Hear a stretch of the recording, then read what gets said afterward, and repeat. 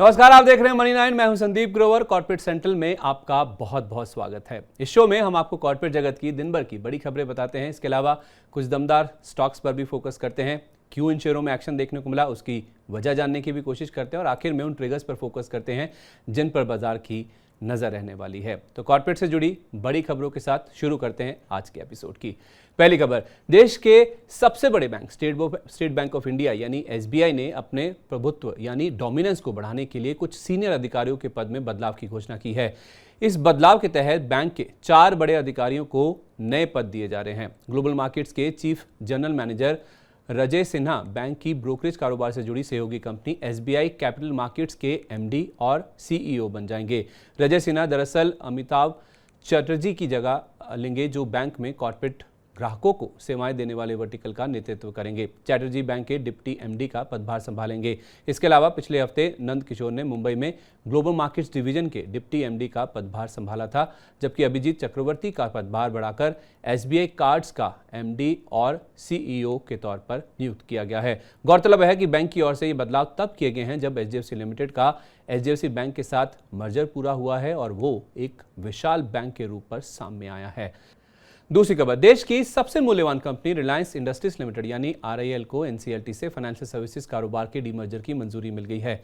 Corporate central के 8वें episode में हमने आपको बताया था कि कंपनी के शेयरधारकों और क्रेडिटर्स ने कंपनी के फाइनेंशियल सर्विसेज कारोबार रिलायंस स्ट्रेटेजिक वेंचर्स लिमिटेड के डीमर्जर को मंजूरी दे दी है। फाइनेंशियल सर्विसेज कारोबार से जुड़ी इस कंपनी का नाम बदलकर बाद में जियो फाइनेंशियल सर्विसेज लिमिटेड यानी जेएफएसएल हो जाएगा। आरआईएल ने अक्टूबर 2022 में फाइनेंशियल सर्विसेज कारोबार के डीमर्जर और उसको अलग से लिस्ट करवाने का ऐलान किया था, जिसे कंपनी के बोर्ड ने नवंबर 2022 में मंजूरी दे दी थी। आरआईएल के शेयरधारकों को हर एक शेयर के बदले में जेएफएसएल का एक शेयर जारी होगा, जिसकी रिकॉर्ड डेट तय करने पर अब कंपनी काम करेगी। आरआईएल का अक्टूबर 2023 तक जियो फाइनेंशियल सर्विसेज लिमिटेड या जेएफएसएल की लिस्टिंग करवाने का लक्ष्य है। तीसरी खबर, अदानी समूह की कंपनी अदानी ग्रीन एनर्जी के बोर्ड ने गुरुवार 6 जुलाई को हुई बैठक में क्वालिफाइड इंस्टीट्यूशनल प्लेसमेंट यानी क्यूआईपी या शेयरों की बिक्री के जरिए $1.5 अरब या लगभग 12,300 करोड़ रुपए की रकम जुटाने को मंजूरी दे दी है। कंपनी इस पूंजी का इस्तेमाल अपने ग्रीन एनर्जी ऑपरेशंस के विस्तार पर करेगी। साथ ही कर्ज भुगतान पर भी इस रकम का इस्तेमाल किया जाएगा। हालांकि फंड जुटाने के इस प्रस्ताव को फिलहाल कंपनी के शेयर होल्डर्स और अन्य मंजूरियां मिलना बाकी है। साथ ही खबर यह भी है कि अदानी समूह की कंपनी अदानी टोटल गैस और रिलायंस इंडस्ट्रीज की देश में 10 कॉम्प्रेस्ड बायोगैस यानी सीबीजी प्लांट्स लगाने की योजना है, जिनकी कुल क्षमता 30 टीपीए की होगी। इस प्लान के तहत दोनों कंपनियां अलग अलग 2,500 करोड़ रुपए से ज्यादा का निवेश करेंगी। इन 10 में से 5 प्लांट्स अगले 5 साल में लगाए जाएंगे और बाकी अगले कुछ सालों में। चौथी खबर, गो फर्स्ट को लेकर शुक्रवार को 2 अपडेट आए हैं। पहला ये कि गो फर्स्ट के उड़ान भरने की उम्मीद बढ़ गई है। दरअसल दिवालिया प्रक्रिया से गुजर रही वाडिया ग्रुप की इस एयरलाइन को सिंगापुर की मध्यस्थता अदालत से राहत मिली है। कोर्ट ने अमेरिकी इंजन निर्माता कंपनी प्रैट एंड विटनी यानी पीएनडब्ल्यू को आदेश दिया है कि वह अगस्त से दिसंबर तक गो फर्स्ट को हर महीने 5 इंजन की सप्लाई करे।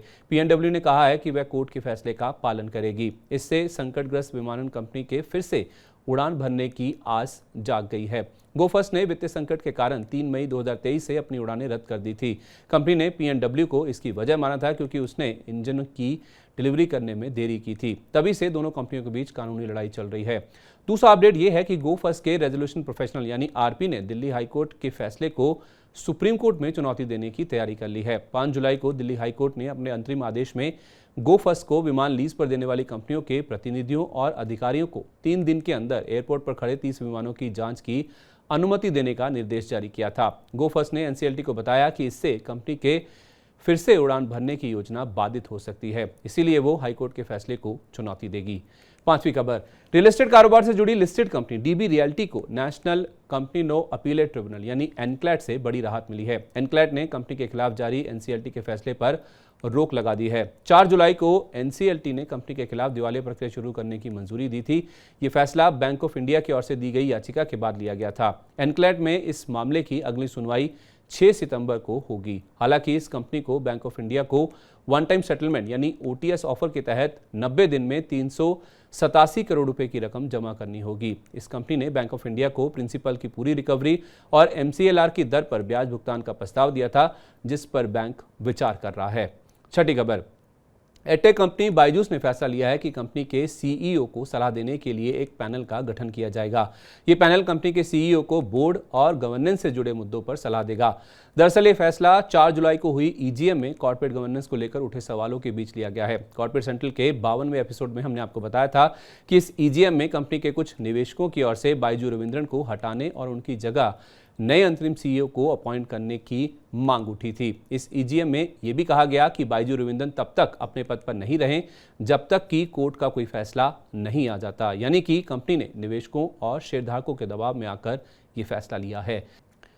7वीं खबर, दुनिया की सबसे बड़ी इंटरनेट कंपनी गूगल ने भारतीय प्रतिस्पर्धा आयोग यानी सीसीआई पर एक बड़ा आरोप लगाया है। आरोप यह है कि सीसीआई ने सिर्फ अमेजॉन को फायदा पहुंचाने के लिए गूगल से बिजनेस मॉडल में बदलाव करने के लिए कहा है। पिछले साल अक्टूबर में सीसीआई ने गूगल पर 1300 करोड़ रुपए का जुर्माना लगाया था और गूगल से यह भी कहा था कि वो एंड्रॉयड पर अपने ऐप स्टोर में 10 बड़े बदलाव करे। गूगल पर आरोप है कि वह एंड्रॉयड पर अपने दबदबे की स्थिति का गलत इस्तेमाल कर रही है। इसी का दोषी पाते हुए सीसीआई ने गूगल पर जुर्माना लगाया था और अब गूगल ने सीसीआई के इस आदेश के खिलाफ सुप्रीम कोर्ट में याचिका दाखिल कर दी है और उसी याचिका में गूगल ने यह भी कहा है कि सीसीआई ने इस मामले में अमेजॉन की ओर से दी गई अविश्वसनीय जानकारी पर भरोसा करके कंपनी के खिलाफ फैसला सुना दिया था।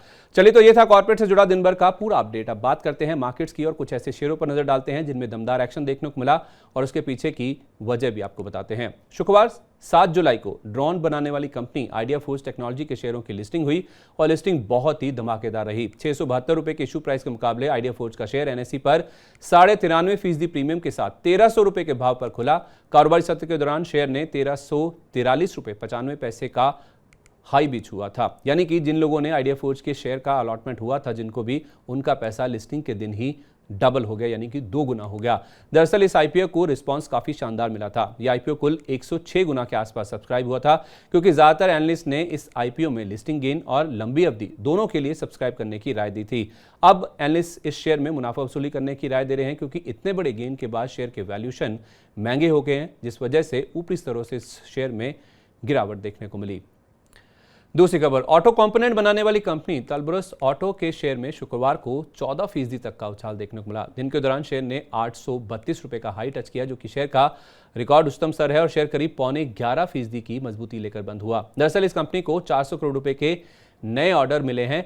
ये ऑर्डर घरेलू और विदेशी ग्राहकों से कंपनी के सभी बिजनेस सेगमेंट्स के लिए मिले हैं। इन ऑर्डर्स को अगले 5 से 7 साल में पूरा करना होगा, जिसमें गैस्केट्स, हीट शील्ड्स, फॉर्जिंग्स और चेसिस से जुड़े ऑर्डर शामिल हैं। बीएसई को दी गई जानकारी में कंपनी ने कहा कि नए ऑर्डर मिलने के बाद मौजूदा और नए ग्राहकों में कंपनी की हिस्सेदारी बढ़ेगी, जिससे आने वाले सालों में मार्केट शेयर को बढ़ाने और हासिल करने में भी मदद मिलेगी। तीसरी खबर, दक्षिण भारत में ज्वेलरी कारोबार पर फोकस करने वाली कंपनी कल्याण ज्वेलर्स के शेयर ने शुक्रवार को लिस्टिंग के बाद का सबसे उच्चतम स्तर छुआ। दिन के दौरान शेयर ने 166 रुपए 50 पैसे का हाई छुआ, जो कि मार्च 2021 के बाद सबसे उच्चतम स्तर है। इंट्राडे में शेयर 8% से ज्यादा उछल गया था और क्लोजिंग भी अच्छी खासी बढ़त के साथ देखने को मिली। दरअसल ज्वेलरी एज अ स्पेस की मांग काफी मजबूत रही है, जो कि कंपनी के वित्त वर्ष 2024 की पहली तिमाही के बिजनेस अपडेट्स में साफ तौर पे नजर आ रहा है। पहली तिमाही में कंपनी की आय 31% बढ़ी है और दक्षिण भारत के बाहर आय में 34% की बढ़ोतरी दर्ज की गई है, क्योंकि पिछले 12 महीने में कंपनी ने दक्षिण भारत के बाहर ज्यादा शोरूम खोले हैं। पहली तिमाही में कंपनी ने दक्षिण भारत के बाहर 12 शोरूम खोले हैं और दिवाली से पहले 20 नए शोरूम खोलने की भी उम्मीद जताई, जो कि कंपनी की पूरे साल में 52 नए स्टोर खोलने की योजना का ही एक हिस्सा है। चौथी खबर, प्राज इंडस्ट्रीज के शेयर में शुक्रवार को करीब 10% का उछाल देखने को मिला। इंटरडे में शेयर ने 400 रुपए का स्तर भी पार किया और दिन के दौरान 405 रुपए 95 पैसे का हाई टच किया था, जो कि इसका 52 वीक हाई स्तर से बेहद करीब का स्तर है। दरअसल बीएसई को दी गई जानकारी के मुताबिक प्राज इंडस्ट्रीज ने देश की सबसे बड़ी तेल मार्केटिंग कंपनी आईओसी के साथ जॉइंट वेंचर यानी जेवी कंपनी बनाने की घोषणा की है। बायोफ्यूल्स उत्पादन क्षमता के विस्तार की योजना को तेजी से आगे बढ़ाने के लिए यह करार किया गया है। इस करार के तहत सस्टेनेबल एविएशन फ्यूल यानी एसएएफ, एथेनॉल, कंप्रेस्ड बायोगैस यानी सीबीजी, बायोडीजल और बायोबिटुमिन समेत कुछ और फ्यूल्स भी शामिल हैं। अक्टूबर 2021 में इन दोनों कंपनियों ने 50-50 जॉइंट वेंचर स्थापित करने के लिए करार किया था। प्राज इंडस्ट्रीज की ओर से की गई घोषणा के बाद आईओसी के शेयर में भी 101 रुपए 25 पैसे की 52 हफ्ते की ऊंचाई का स्तर देखने को मिला था और शेयर करीब 1% की मजबूती लेकर बंद हुआ। पांचवी खबर, Q1 के बिजनेस अपडेट जारी करने के बाद टाइटन के शेयर में करीब 3.5% तक की तेजी देखने को मिली और शेयर ने दिन के दौरान 3210 रुपए का रिकॉर्ड उच्चतम स्तर भी छुआ था। वित्त वर्ष 2024 की पहली तिमाही में कंपनी की आय में 20% की बढ़ोतरी दर्ज की गई है और सभी कंज्यूमर बिजनेसेस में डबल डिजिट यानी 10% से ज्यादा की ग्रोथ देखने को मिली। तिमाही के दौरान कंपनी ने कुल 68 नए स्टोर खोले, जिसमें कैरेट लेन के स्टोर भी शामिल हैं। इस तरह कंपनी के कुल रिटेल स्टोर्स की संख्या बढ़कर 2778 पर पहुंच गई है। ज्वेलरी डिवीजन की आय में साल दर साल 21% ग्रोथ रही, वॉचेस एंड वेरेबल डिवीजन में 13% की ग्रोथ रही और आईवेयर डिवीजन की बिक्री साल दर साल 10% ज्यादा रही है। तो इसी के साथ कॉर्पोरेट सेंट्रल के आज के एपिसोड में बस इतना ही। वक्त है इस शो को यहीं खत्म करने का, लेकिन इससे पहले कि हम आपसे विदा लें, चलते चलते आपको बताते हैं कि सोमवार के बाजार पर कौन से ऐसे अहम इवेंट्स और ट्रिगर्स हैं जो कि खास तौर पर असर डाल सकते हैं। सबसे पहले ग्लोबल ट्रिगर्स की बात करें तो यूएस के जून महीने के रोजगार के आंकड़े जारी हुए हैं यूएस के मार्केट्स पर, और सोमवार को इंडियन मार्केट्स कैसे रिएक्ट करते हैं उस पर यह देखना बहुत इंपॉर्टेंट होगा। हिंदुस्तान जिंक का बोर्ड 8 जुलाई को मिलने वाला है। बोर्ड बैठक में वित्त वर्ष 2024 के पहले अंतरिम डिविडेंड पर विचार किया जाएगा। कितना डिविडेंड दिया जाता है ये देखना बहुत इंपॉर्टेंट होगा, क्योंकि हाल में कंपनी नेट कैश से नेट डेट में ट्रांसफर हो गई थी। सोम डिस्टिलरीज की भी बोर्ड बैठक होने वाली है 8 जुलाई को। पूंजी जुटाने पर बोर्ड विचार करेगा।